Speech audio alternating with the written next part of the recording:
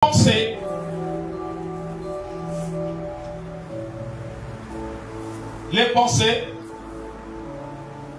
font partie d'abord des premières choses que le diable utilise, les pensées négatives.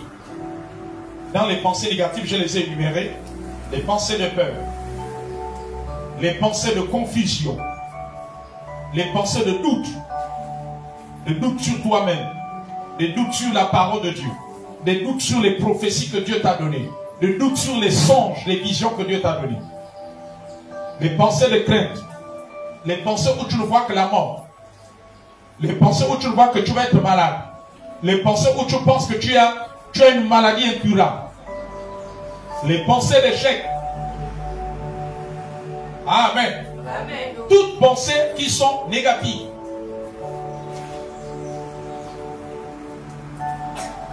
La peur du lendemain. Ces pensées-là, ce sont des pensées que le diable utilise. Donc, à chaque fois qu'une telle pensée arrive, ce que tu es en train de vivre, c'est que ce verset dit. Le verset dit que résistez-lui avec une foi ferme. Et plutôt, votre adversaire, le diable, rôde comme un lion rugissant. Alléluia. Amen. Donc voilà la première catégorie. Quand tu acceptes le découragement, qu'un chrétien te dit que je me sens découragé, c'est qu'il a été victime de l'attaque du diable, mais lui-même il ne le réalise pas.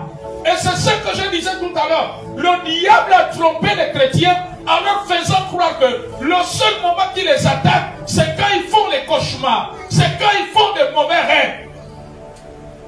Donc comme tu as vu le serpent dans le rêve, là c'est le diable, il est venu. Et pourtant je ne faisais plus de mauvais rêves. Quand tu vois l'esprit de Marie de nuit, il est venu. L'esprit de Marie de nuit, là où je vis l'esprit de Marie de nuit, ça veut dire que mon projet de mariage, ça veut dire que là, ça va se mal passer. C'est sûr que là, c'est pas évident que je rentre tout de suite dans le mariage. Non. Le diable peut attaquer ton mariage sans te donner un rêve de mari de nuit. Amen. Ou de femme de nuit. Est-ce que quelqu'un comprend? Amen. Alléluia. Amen. Donc ces pensées, on n'a pas de mauvais rêves tous les jours, mais tous les jours, on a des pensées qui viennent. Alléluia. Amen. Donc les pensées c'est l'image des attaques.